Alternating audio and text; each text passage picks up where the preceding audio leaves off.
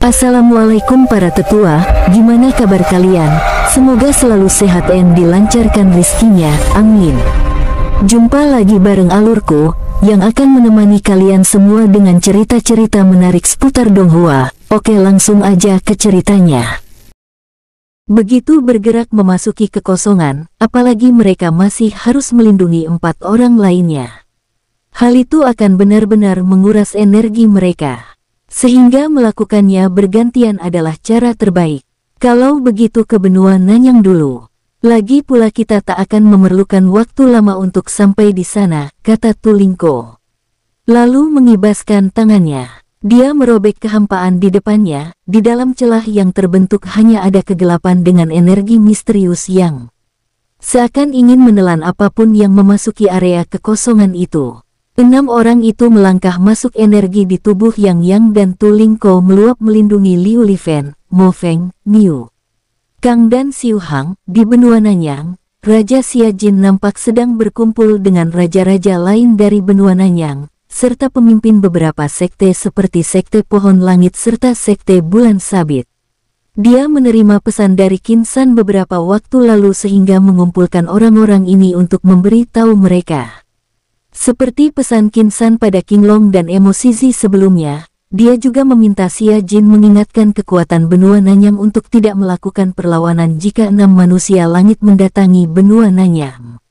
Dia meminta mereka untuk melakukan apapun permintaan 6 orang itu. Aku mengira ini sudah berakhir setelah Kaisar Qin menguasai benua Sanggu dan merebut kawasan tersembunyi. Sebenarnya apa yang sedang dicari oleh para manusia dari dunia langit itu di dunia bawah, kata Raja Zi usai mendengarkan pesan Qin San yang disampaikan oleh Xia Jin.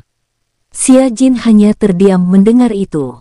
Meskipun di antara orang-orang ini, dia menjadi satu-satunya orang yang tahu identitas Qin San sebagai cucu Kaisar Langit Ming yang dilengsarkan dari tahtanya. Tak ada satupun orang di dalam ruangan itu yang menanggapi kalimat Raja Zi. Lagi pula mereka juga tidak tahu menjawab pertanyaan itu. Sudahlah. Yang harus kita lakukan hanya mengikuti pengaturan Kaisar Qin.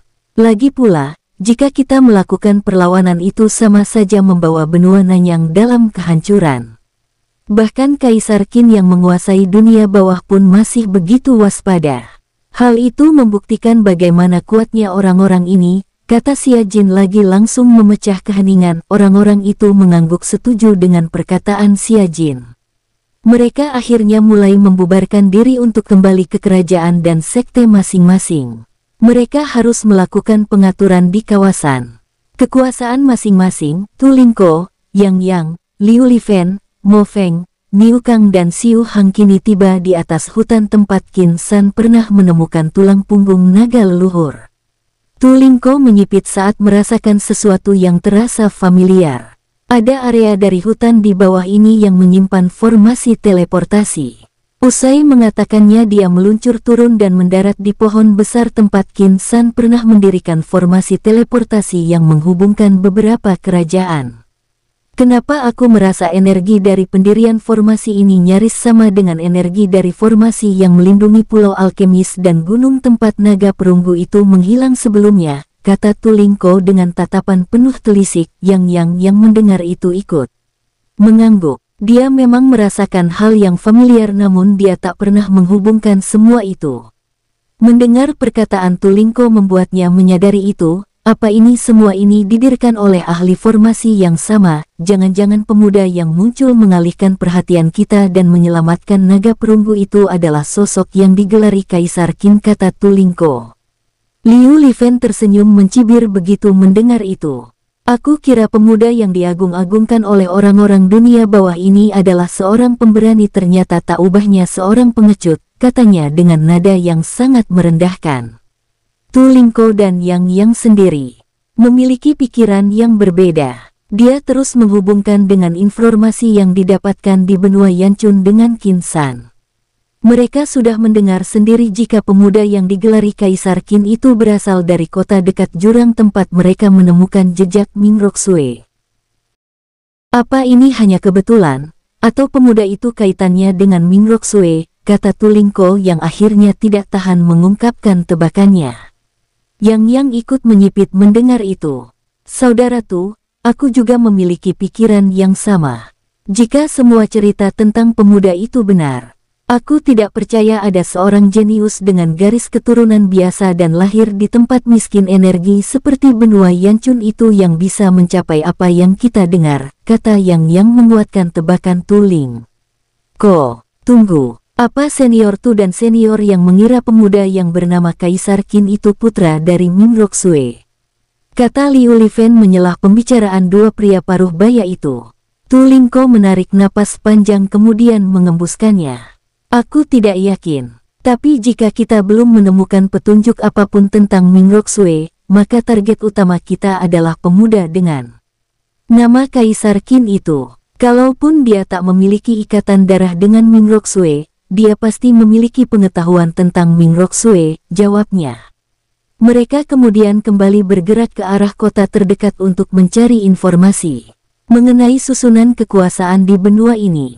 Tidak bisa. Kalau aku ke benua Yanchun, itu hanya akan merugikanku. Di sana energinya sangat tipis. Di benua ini, juga tidak terlalu aman. Ada dua ras yang kini menyatu dan bisa memberi kabar ke orang-orang di benua Sanggu. Sebaiknya aku ke benua Nanyang, gumam Siu Biung. Dia terbang dengan kecepatan alam mulia tingkat 1 menyeberangi laut barat dari benua Sanggu. Setelah segel budak yang dipasang pelindung Wui Hang, runtuh dengan sendirinya, dia kini fokus untuk mencari tempat berlindung menunggu utusan Pangeran Langit keempat datang menjemputnya di dunia bawah. Walaupun jika utusan yang dia tunggu datang, dia tak lagi memiliki sesuatu yang bisa menghubungkan dirinya dengan utusan itu, namun Siu Biung yakin bisa bertemu jika mereka benar-benar datang mencarinya. Setelah memikirkan semua kemungkinan, dia akhirnya berbelok arah saat darat benua Beichun sudah nampak jauh di depan. Dia lebih memilih berada di Binanyang dan bersembunyi di sana sambil mencari lokasi bagus untuk menempah dirinya. Setidaknya, di benua Nanyang dia masih bisa menemukan tempat dengan energi yang jauh lebih baik dari benua Yanchun. Sementara itu di benua Nanyang, saat ini rombongan Tu Lingko nampak sedang berada di salah satu kota di bawah pemerintahan kerajaan Zi. Mereka berjalan di antara keramaian tanpa melakukan sesuatu yang menghebohkan. Jika di benua Yanchun mereka selalu menonjol, Tu Lingko meminta Liu Lifen, Mo Feng, Niu Kang dan Siu Hang untuk menahan diri. Dia berharap bisa menemukan informasi yang lebih berharga dengan tidak menonjolkan diri. Kota tempat mereka saat ini adalah kota keempat yang mereka singgahi tanpa membuat kekacauan. Dari semua kota yang sudah mereka singgahi, keenamnya tidak menemukan informasi apapun selain cerita soal kehebatan Qin San. Mereka kini berjalan memasuki kedai yang nampak penuh sesak dengan para tamu. Seorang pelayan wanita menyambut mereka dengan senyum penuh hormat. Selamat datang tuan, tuan muda dan nona. Anda mau duduk di area bawah atau area atas? Tanya pelayan wanita itu. Liu Lifen yang berdiri di samping Tu Lingko membalas senyuman pelayan wanita itu lalu membuka mulutnya dengan nada santai. Di lantai atas, apakah situasinya seperti lantai bawah ini juga? Tanyanya. Tidak nona. Di atas kami menyiapkan ruangan untuk tamu yang lebih memilih untuk makan di dalam ruangan yang lebih privasi, jawab pelayan itu. Liu Lifen dan yang lainnya akhirnya mengerti. Carikan kami meja di bawah saja. Kalau perlu di area tengah-tengah tidak apa-apa, kata Tu Lingko yang langsung memutuskan mencari meja di lantai bawah dan berbaur dengan tamu lainnya di lantai bawah. Meski mereka sebenarnya tetap bisa mendengar pembicaraan semua orang di kedai ini, walaupun duduk di lantai atas. Tapi Tu Lingko tahu cara terbaik adalah berbaur dengan kalangan bawah. Baik tuan, kalau begitu Anda bisa ikut aku, kata pelayan wanita. Itu kemudian berjalan mendahului Tu Lingko dan yang lainnya. Mereka akhirnya duduk di meja kosong yang meja sekelilingnya nampak sudah penuh dengan tamu lainnya. Liu Lifen mulai memesan dan bertindak selaku juru bicara memesan banyak hidangan dan minuman. Adik Liu, apa kamu bisa menghabiskan semua makanan itu? Kenapa kamu memesan sebanyak itu? Protes Mo Feng. Liu Lifen menatap tajam Mo Feng dan membuat pemuda itu langsung terdiam. Meski dia lebih tua dari Liu Lifen, namun semua rombongan ini tahu jika Liu Lifen adalah orang yang sangat dilindungi oleh Tu Ling dalam misi mereka ini. Bagaimanapun, Liu Lifen adalah salah satu wanita yang biasa menjadi mainan Pangeran Langit Kedua. Apa kamu sudah dengar, jika sekarang benua Sanggu membuka diri bagi siapapun yang ingin datang ke benua itu?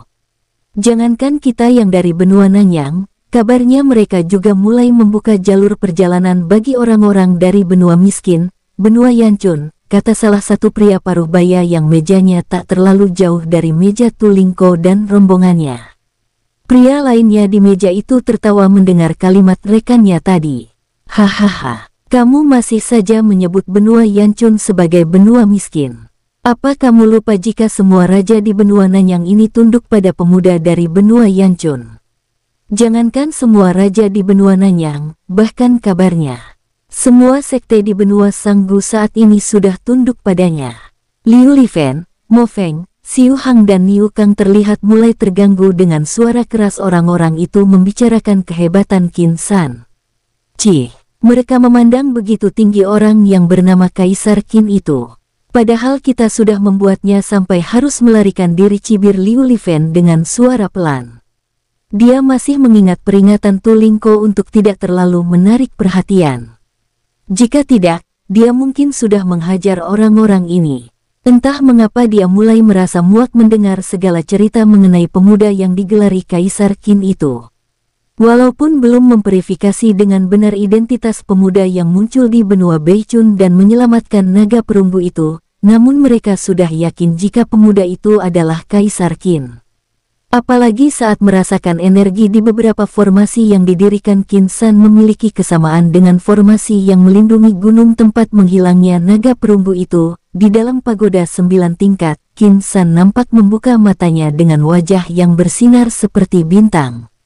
Setelah sebulan penuh berada di dalam pagoda 9 tingkat ini, dia akhirnya berhasil meningkatkan kekuatan tubuhnya dan menerobos satu alam kecil berkat bimbingan Zhang Jiangwu. Jiwa tua itu memberinya petunjuk bagaimana memanfaatkan sayap Phoenix Imperial yang sudah menyatu dengannya untuk menerobos satu alam kecil. Qin San berdiri kemudian tersenyum ke arah Juden yang tiba-tiba terbangun saat merasakan Qin San sudah selesai berkultivasi. Anda sudah bangun. Aku sudah menunggumu sangat lama. Kamu harus melihat ini, katanya. Qin San yang mendengarnya mengangguk kemudian tersenyum. Meski dia tahu apa yang ingin ditunjukkan ras Titan ini, namun dia memilih diam dan membiarkan Juden menunjukkan langsung padanya. Walaupun dia berkultivasi, namun dia menyadari semua yang terjadi di sekitarnya. Dia tahu jika Juden ingin mempertontonkan keberhasilannya membangkitkan zirah Titan pada tubuhnya, setelah berhasil menumbuhkan akar spiritualnya berkat teknik kultivasi yang Qin San ajarkan, dia akhirnya berhasil melakukan apa yang dia perlihatkan pada Qin San saat ini. Qin San yang melihat itu tiba-tiba mengaktifkan kekuatan tubuhnya dan menerjang ke arah Juden yang terlihat tidak siap. Juden terhentak saat melihat tuannya kini menerjangnya dengan tinju terkepal dan kekuatan tubuh yang diaktifkan. Sial, apa tuan ingin membunuhku setelah aku menyainginya? Batin Juden ikut mengangkat tangannya siap berbenturan langsung dengan tinju Qin San. Buk, kedua tinju saling bertabrakan menghasilkan dorongan besar pada keduanya. Qin San terdorong 2 langkah sementara Juden terdorong 4. Langkah ke belakang, kekuatanmu berkembang karena zirah itu, kata Qin San dengan aura yang menguap pada tubuhnya. Dia menyerang hanya ingin memastikan seberapa besar penambahan daya ledak kekuatan Juden setelah berhasil menumbuhkan zirah Titan miliknya. Dengan tangan di punggung, Qin San berbalik dan berjalan ke arah Zhang Jiangwu yang tadi hanya diam melihat Qin San dan Juden kembali adu tinju. Senior Zhang, apa aku bisa mengirim putraku ke sini dan untuk mendapatkan pencerahan darimu dan Juden, kata Qin San. Dia tiba-tiba kepikiran untuk membawa Qin Siji ke pagoda ini untuk mendapatkan bimbingan kultivasi dari Zhang Jiangwu dan budidaya kekuatan tubuh dari Juden. Usia Qin Siji saat ini sudah 7 tahun. Meski masih terlalu belia, Qin San tak ingin meninggalkan dunia bawah tanpa memberikan bekal yang cukup untuk putranya. Dia juga tak ingin membawa Qin Shiji dalam petualangan yang akan dia lakukan berikutnya. Setelah menghabisi para manusia dunia langit itu, dia berencana akan mencari jalan meninggalkan dunia bawah. Qin San meninggalkan lantai 3 pagoda 9 tingkat. Selama sebulan lebih berada di dalam pagoda 9 tingkat, dia bisa mencapai kekuatan tubuh kaisar.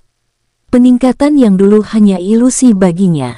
Dia tak pernah menduga peninggalan ibunya benar-benar membawanya sampai memiliki kekuatan puncak dunia bawah. Dengan kekuatan tubuhnya saat ini, dia tak lagi ragu menghadapi 6 manusia dunia langit yang kembali muncul di dunia bawah untuk mencari jejak ibunya, Ming Roxue. Tapi sebelum kembali, dia ingin mengunjungi putra, istri, adik, kakek, bibi, paman dan Su Hongli yang dia tempatkan di istana di sisi lain dunia baru lautan kesadarannya ini. Dia sekaligus ingin menjemput Qin Shiji dan membawanya memasuki pagoda 9 tingkat untuk dibimbing langsung oleh Zhang Jiangwu dan Juden. Meskipun Zhang Jiangwu belum bisa memastikan apakah Qin San akan berhasil membawa masuk putranya melalui pintu pagoda 9 tingkat. Pasalnya, selama ini belum pernah ada tuan dari pagoda 9 tingkat yang berhasil membawa orang lain memasuki pagoda 9 tingkat. Meski demikian, Qin San yakin bisa membawa putranya melewati pintu pagoda. Dia adalah tuan dari pagoda. Qin San merasa tak mungkin pagoda ini tak mengikuti keinginannya. Saat akan melayang ke sisi tempat Qin Shiji dan yang lainnya tinggal, pemandangan dari arah pohon keseimbangan dan pohon kehidupan tiba-tiba menarik perhatiannya. Dia bisa melihat aliran energi yang sedikit berbeda dari pohon kehidupan saat ini. Apa ini karena pengaruh pohon keseimbangan? Batinnya, Qin San bisa merasakan pola penyebaran energi yang menyembur dari setiap daun pohon kehidupan mengalami perubahan. Dia akhirnya mendarat kembali kemudian muncul di bawah pohon keseimbangan. Qin San mendongak dengan senyuman. Di bibirnya begitu melihat pertumbuhan pohon keseimbangan ini. Kurang dari 3 bulan sejak dia memindahkan pohon ini dari lokasi kediaman Klan Wui, dia sudah bisa melihat pertumbuhan luar biasa dari pohon ini. Energi gelap dari pohon ini bahkan memudar dan nyaris menghilang. Ini semua pasti karena pengaruh pohon kehidupan. Batinnya, dia yakin hal yang membuat energi gelap pada pohon keseimbangan terkikis habis. Karena energi dari pohon kehidupan. Saat dia menemukannya, pohon keseimbangan ini dipenuhi dengan aura kegelapan. Hal itu tentu saja karena lokasi tumbuh pohon yang berada di samping lubang neraka. Pohon ini dulunya difungsikan untuk menyeimbangkan energi kegelapan sehingga membuatnya menampung cukup banyak energi kegelapan dalam inti pohonnya. Sebaiknya aku ke JR dulu. Nanti aku akan melihat pengaruh dari perubahan pola energi ini, batinnya, kemudian mulai melayang tinggi. Hanya dalam waktu singkat dia muncul dari balik cahaya yang menjadi tirai pemisah antara lokasi berdirinya istana yang jadi kediaman Lian Yin dan yang lainnya dengan lokasi berdirinya pagoda 9 tingkat. Bibir atas Qin San terangkat begitu tatapannya mengarah ke area hutan kecil yang ada di pinggir danau yang ia ciptakan. Di tempat itu, seorang pria tua dan anak kecil nampak sedang bertarung. Anak kecil yang dihadapi pria tua itu bahkan terlihat dengan gesit terus menyerang, sementara pria tua yang dihadapinya terus menghindar dan sesekali memberi instruksi. Anak kecil itu adalah putranya, Qin Shiji yang sedang berlatih dengan kakeknya, Qin Sun. Pikiran Qin San langsung dibawa melayang mundur mengingat dirinya masih seusia Qin Shiji yang juga selalu latihan bertarung menghadapi kakeknya. Qin San akhirnya kembali bergerak kemudian mengamati perkembangan putranya dari ketinggian. Dari dalam istana, 4 wanita cantik nampak ikut melayang mendekati danau. Dari arah lain, seorang pria paruh baya juga mendekat. Orang-orang ini adalah Lian Yin, Ming Yihua, Rui Fanghua, Su Hongli dan Lin Chen. Qin San akhirnya memilih menampakkan diri dan mendarat di belakang Qin Shiji. Anak kecil itu tidak menyadari jika ayahnya kini berdiri menatap punggungnya dengan bangga. Tak lama berselang, Lian Yin dan yang lainnya juga mendarat di dekat Qin San. Kakak San, kata Lian Yin kemudian menjatuhkan dirinya dalam pelukan suaminya. Qin Siji yang tersadar dengan kedatangan semua orang langsung menoleh. Begitu melihat ayahnya, wajahnya yang awalnya dipenuhi murka karena terus dipermainkan oleh buyutnya, Qin Sun, tiba-tiba berubah menjadi cerah. "Ayah!" teriaknya kemudian berlari ke arah ayah dan ibunya. Qin Sun, Rui Fanghua, Su Hongli dan Lin Chen ikut bahagia melihat keluar kecil itu. Lian Yin menarik dirinya dari pelukan Qin San dan membiarkan Qin Siji melompat. Dalam pelukan ayahnya, baru saja berada di dalam pelukan ayahnya, Qin Siji sudah berusaha melepaskan pelukan ayahnya. Qin San yang merasakan tubuh Qin Siji yang ingin melepaskan diri dari dalam pelukannya mengerutkan keningnya. "Ayah, kamu tidak bisa memelukku terlalu lama sekarang. Aku sudah besar. Aku tidak ingin orang menganggapku lemah dan berlindung di balik kekuatanmu hanya karena aku terlalu lama berada di pelukanmu," kata anak kecil itu dengan suara imutnya. Qin San tertawa mendengar itu lalu mengelus kepala putranya. "Siapa mengajarimu seperti itu? Bahkan sampai kamu tua, ayah akan terus melindungimu," kata Qin San. "Tidak bisa. Saat aku kuat, aku yang akan melindungi ayah. Ayah sudah terlalu menderita hanya untuk melindungi kami. Saat aku besar, semua tugas ayah akan menjadi tanggung jawabku dan tak akan kubiarkan ayah sesibuk sekarang," kata Qin Siji. Qin San tersenyum lembut mendengar kalimat bijak putranya itu. Dia lalu menoleh ke Lian Yin lalu membuka mulutnya, "Terima kasih sudah mendidik JR menjadi pria yang bertanggung jawab bahkan sejak dini," kata Qin San. Dia juga menyampaikan itu pada Ming Yihua, Su Hongli, kakeknya serta Rui Fanghua dan Lin Chen. Putranya sudah berada di lingkungan yang benar. Dia tahu bagaimana kakeknya dulu mendidiknya, serta bagaimana karakter Lian Yin, Ming Yihua, Su Hongli serta bibi dan pamannya. Perpaduan kepribadian orang-orang itu sudah membentuk Qin Siji seperti sekarang. "Kamu sudah jauh lebih kuat dari ayah. Waktu seusiamu. Apa kamu tahu, waktu ayah seusia kamu, ayah bahkan belum bisa menumbuhkan akar spiritual ayah. Jika kamu terus mendengarkan ibumu, Bibi Yihua, Bibi Hongli, kakek buyutmu, Nenek Hua dan kakek Chen, kamu akan berkembang jauh lebih hebat dari ayah nanti," kata Qin San sambil berjongkok di depan Qin Siji. Tatapan putranya itu langsung berubah penuh tekad kemudian mengangguk pelan, "Baik ayah. Aku janji padamu, aku akan menjadi anak penurut dan mendengar ibu serta yang lainnya," kata Qin Siji sambil mengepalkan tangannya. Mendengar itu, Qin San merasa putranya kini tumbuh melebihi dari usianya.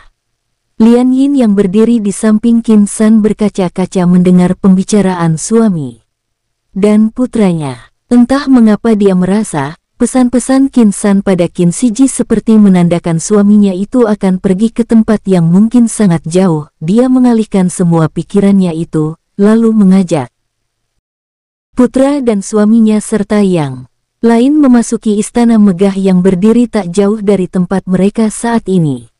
Qin San mengangguk kemudian berdiri dan menggandeng istrinya berjalan menuju istana. Mereka lanjut berenang di dalam istana. Banyak hal yang harus disampaikan Qin San pada mereka sebelum benar-benar membawa kembali orang-orang ini ke dunia luar. Qin Sun, Ming Yihua, Su Hongli, Rui Fanghua dan Lin Chen memutuskan meninggalkan Qin San, Lian Yin dan Qin Siji bertiga saat mereka sudah mendengar semua perkembangan dunia luar dari Qin San. "Adik Yin, aku akan membawa JR ke suatu tempat untuk pengembangan diri. Dia harus siap sebelum aku meninggalkan dunia bawah," kata Qin San pada Lian Yin yang berada di sampingnya dan menyandarkan kepala di bahunya. Lian Yin tersenyum mengangguk. Dia tahu, semua yang direncanakan suaminya untuk dirinya dan anaknya adalah demi kebaikan mereka. Dia tidak mungkin menolak semua itu. Namun mendengar kalimat Qin San tadi, membuatnya makin yakin jika kebersamaan dirinya dan Qin San mungkin tidak akan lama lagi. Sambil mendesah panjang, Lian Yin mengangkat wajahnya kemudian menatap lembut suaminya. "Apa kamu akan pergi jauh dari kami?" tanya Lian Yin dengan nada manja. Qin San tersenyum lalu mengusap kepala istrinya. Tatapannya menerawang jauh dunia baru di lautan kesadarannya ini lalu mengangguk pelan. Aku harus mencari ibu dan ayah. Mereka selama ini sudah berkorban banyak demi menghindarkan aku dari bahaya. Ibu bahkan menyimpan harta paling berharga miliknya hanya untuk memastikan aku tumbuh kuat. Sekarang aku merasa sudah saatnya membalas semua yang sudah ibu korbankan untukku.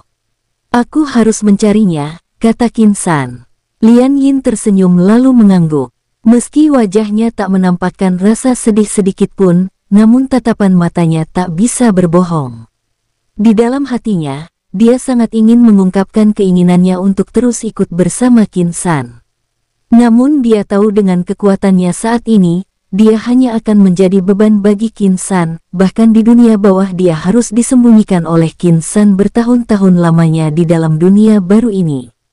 Kakak San, apa aku tidak bisa terus berada di dalam dunia baru ini dan membersamaimu kemanapun kamu pergi?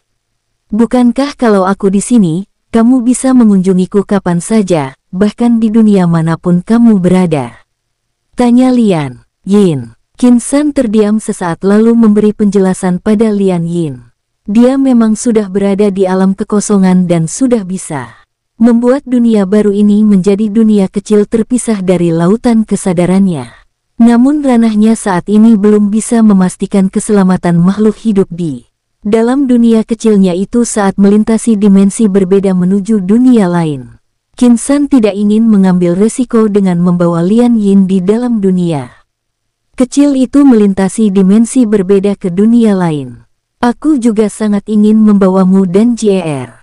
Tapi aku tidak ingin membahayakan dirimu dan JR, kata Qin San. Setelah diam sesaat dia kembali melanjutkan kalimatnya. Kamu tahu, kelemahan terbesarku adalah orang-orang terdekatku. Kamu dan JR, kata Qin San. Lagi, kalimatnya itu membuat Lian Yin terdiam. Air mata nampak terlihat di pelupuk matanya. Dia berusaha keras tak menangis di pundak suaminya. Sejak awal setuju menikah dengan Qin San, dia sudah tahu resiko ini. Bakatnya tak sebagus Qin San. Dia tak mungkin bisa terus bersama Qin San yang memiliki bakat tak terbatas. Apa aku boleh meminta sesuatu yang lain? Tanya Lian Yin. Tiba-tiba Qin San mengernyit kemudian tersenyum. Tentu saja, jawabnya. Lian mengangkat kepalanya dari pundak suaminya lalu kembali membuka mulutnya.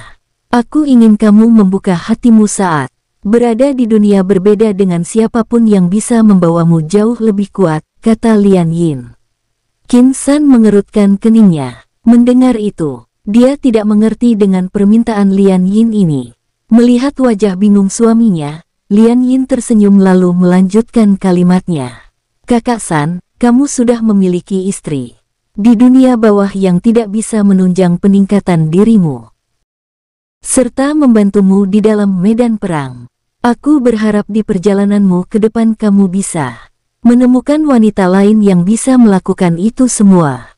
Aku rela kamu memiliki wanita lain, asalkan dia bisa membuatmu lebih kuat dan membantumu dalam setiap kesulitan, kata Lian Yin. Qin San yang mendengarnya hanya bisa tersenyum lalu mengangguk pelan. Dalam benaknya, dia yakin tak akan ada wanita lain di luar sana yang bisa membuatnya nyaman dan membantunya dalam meningkatkan diri. Dia memilih mengangguk karena yakin tak akan menemukan wanita seperti kriteria yang disebutkan Lian Yin. Keduanya kemudian berjalan meninggalkan pinggir danau buatan itu. Mereka menghampiri Qin Siji yang kini berlatih bersama Ming Yihua. Qin San melepaskan kekuatan jiwanya dan mencoba membaca tingkatan kultivasi adiknya itu. Sejak tiba di tempat ini, dia belum memeriksa basis kultivasi adiknya itu. Saat kekuatan jiwanya mencapai Ming Yihua, Qin San tersenyum senang dan bangga saat tahu basis kultivasi Ming Yihua benar-benar meningkat drastis sejak terakhir kali mereka bertemu. Qin Siji dan Ming Yihua menghentikan latihan mereka begitu melihat Qin San dan Lian Yin berjalan ke arah mereka. Kakak ipar, kata Ming Yihua. Ayah, ibu, kata Qin Siji. Qin San mengangguk ke arah adik dan putranya itu. Dia kemudian berjalan mendekati Ming Yihua lalu mengelus kepala adiknya itu. Kakak, kamu masih saja memperlakukan aku seperti anak kecil, protes Ming Yihua.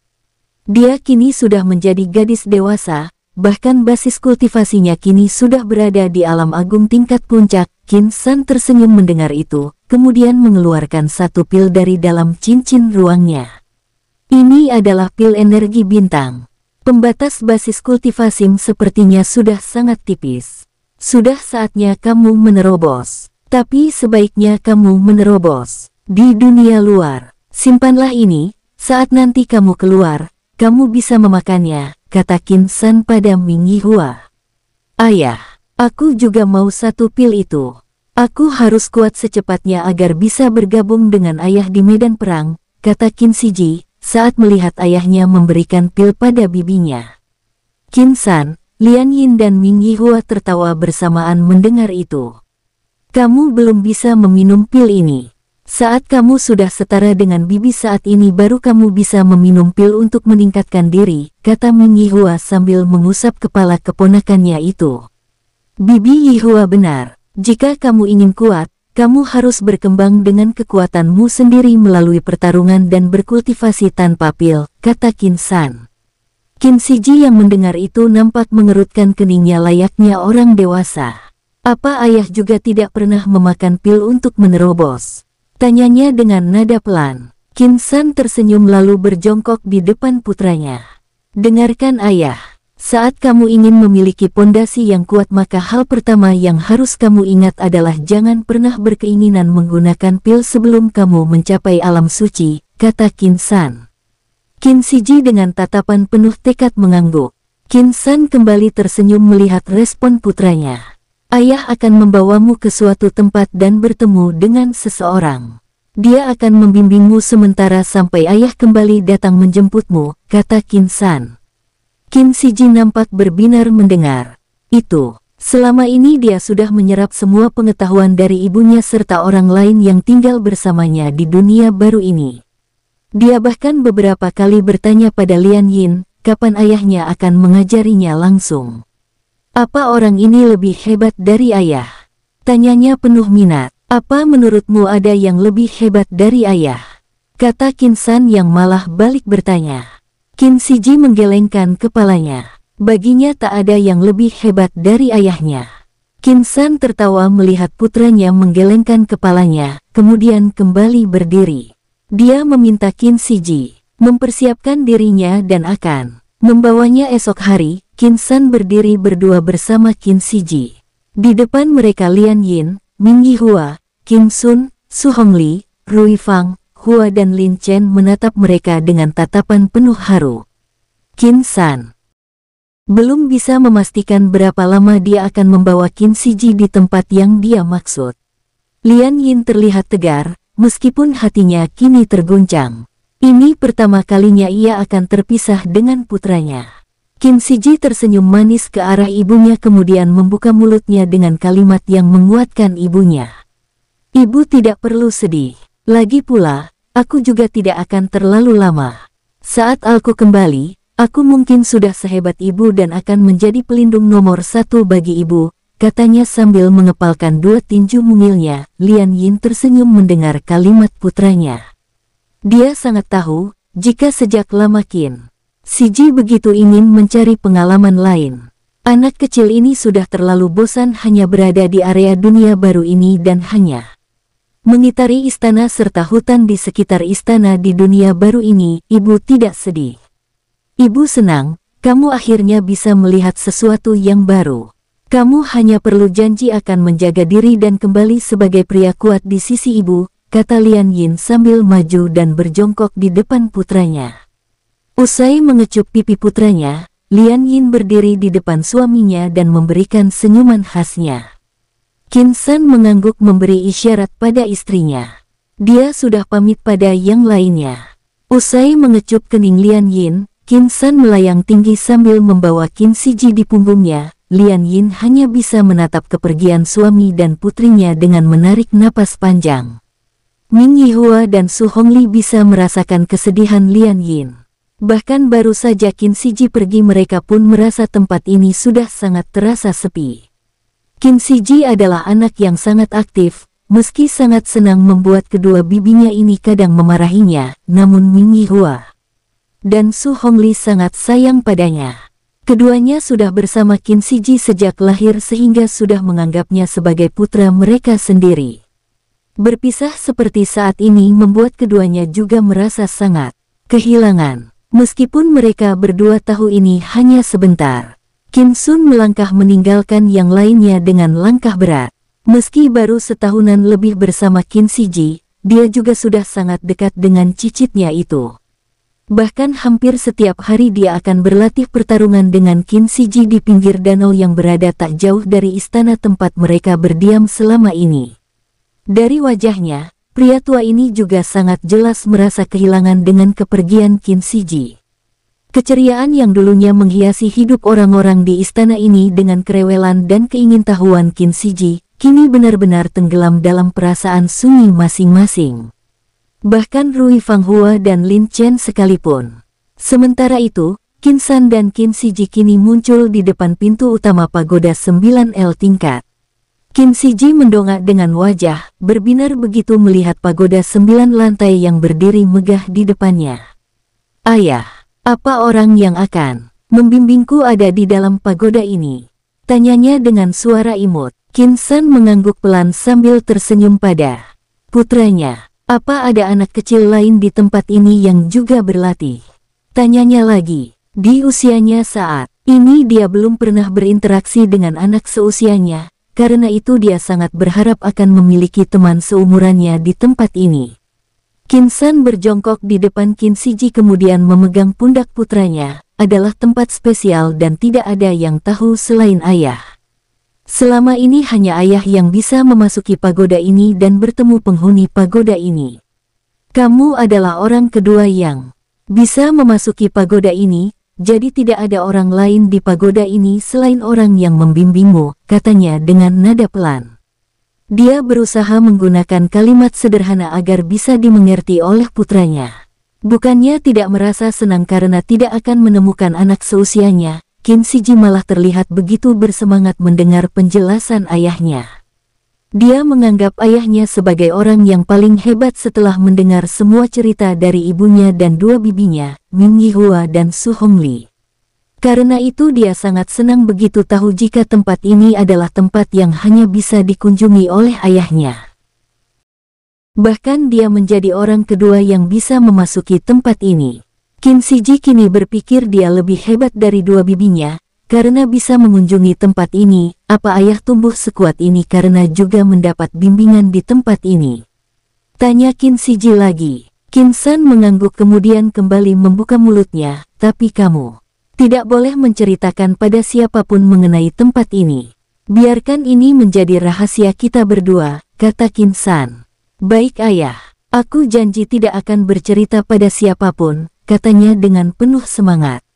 Qin San tersenyum lalu mengusap kepala putranya itu.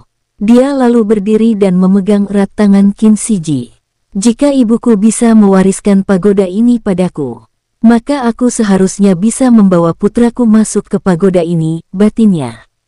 Tanpa keraguan sedikit pun, dia mulai melangkah ke arah pintu pagoda yang terbuat dari tembaga dan berdiri tinggi dan kokoh di depannya. Begitu jaraknya sudah berada beberapa siku dari pintu, kedua daun pintu besar bergeser dengan sendirinya dan memberi jalan pada Qin San. Bibir atas Qin San terangkat saat dia akhirnya berhasil membawa Qin Shiji memasuki lantai pertama pagoda itu. Kenapa pagoda ini malah seperti dunia lain, kata Qin Shiji saat melihat pemandangan di depannya, kamu harus terbiasa dengan apapun yang ada di tempat ini. Bukankah ayah sudah mengatakannya padamu, jika tempat ini sangat spesial? Hanya bentuk luarnya seperti bangunan tapi di dalamnya, kamu akan dibawa seperti berada di dunia yang luas, kata Qin San. Meski Qin Shiji masih sangat kecil, namun pemahamannya jauh melampaui anak seusianya bahkan mungkin beberapa remaja yang jauh lebih tua darinya. Qin San kini tiba di depan pintu cahaya yang akan membawa mereka menuju lantai 2 pagoda ini. Dia langsung melangkah memasuki pintu cahaya itu sambil memegang erat tangan putranya. Mata Qin Shiji terpaku saat tiba di lantai 2 pagoda 9 tingkat. Di depannya, hanya ada padang rumput yang terhampar luas. Dia bahkan tak bisa melihat ujung dari padang rumput ini. Saat dia menoleh, dia bisa melihat pohon besar yang menjadi tumbuhan besar satu-satunya yang ada di tempat itu. Zhang Jiangwu terlihat berjalan dari pohon besar itu dengan wajah penuh senyuman. "Selamat datang Pangeran Qin," kata Zhang Jiangwu menyambut Qin Shiji. Qin Shiji yang mendengarnya mengernyit. Ini pertama kalinya dia mendengar seseorang memanggilnya dengan sebutan Pangeran Qin. Dia sudah belajar mengenai strata kehidupan di dunia luar, dia tentu saja tahu maksud dari panggilan pangeran. "Kenapa kakek memanggilku pangeran? Ayahku hanya seorang kultivator hebat dan bukan kaisar. Panggil aku Shiji saja," katanya dengan nada sedikit memprotes panggilan pangeran padanya. Meski mendapat pelajaran strata kehidupan sosial di dunia luar, Qin Sun memang tak memberitahu apapun pada Qin Shiji mengenai posisi ayahnya di luar sana. Qin San tersenyum mendengar itu, sementara Zhang Jiangwu terlihat terpaku kemudian tertawa lalu mengalihkan pembicaraan. "Kamu mewarisi semua bakat dari ayahmu," katanya. Dia sudah bisa menilai semua bakat yang dimiliki Qin Shiji sejak pertama kali muncul di dalam pagoda 9 tingkat. Bahkan Zhang Jiangwu bisa melihat anak kecil ini memiliki akar spiritual ganda. Qin San yang hanya memiliki satu akar spiritual bisa dengan cepat berkembang dengan bakatnya. Zhang Jiangwu tak ragu, jika putranya ini juga akan melakukan hal yang sama selama tekadnya mewarisi tekad ayahnya. Di benua Nanyang, 6 manusia dari dunia langit terus menelusuri benua itu. Sudah lebih dari sebulan lamanya, mereka tidak menemukan tanda-tanda jejak Ming Roksue sedikit pun. Selama melakukan interaksi dengan penduduk dan penguasa di wilayah yang mereka singgahi, satu-satunya hal yang mereka dengar hanya tentang kehebatan pemuda dari benua Yanchun, Qin San. "Aku benar-benar sudah muak mendengar semua cerita tentang kehebatan pemuda yang bernama Qin San itu. Di mana-mana mereka hanya membicarakannya. Hanya pengecut kecil seperti itu mereka membicarakannya. Seperti sedang membicarakan Kaisar Langit," kata Liu Lifen sambil berjalan di samping Tu Lingko. Saat mereka sampai di persimpangan jalan, Xiu Hang yang sedang berjalan mengikuti Yang. Tu Lingko Lifen tiba-tiba berhenti lalu menoleh ke jalanan dari arah barat. Dia seperti mengenali sosok yang sedang berjalan membelakanginya. Meski dia hanya melihat punggung pria itu, namun dia begitu familiar dengan punggung dan cara jalannya. Mo Feng yang masih berjalan mengikuti rekannya yang lain ikut berhenti kemudian menoleh ke Xiu Hang. "Saudara Xiu, ada apa?" tanyanya. Xiu Hang tersadar kemudian menjawab pertanyaan Mo Feng. "Sepertinya aku mengenali pria itu." "Tunggu aku sebentar," kata Xiu Hang kemudian berlari dengan cepat mengejar pria yang tadi membelakanginya dan berjalan ke arah barat. Pria yang dikejar Xiu Hang juga melangkah lebih cepat.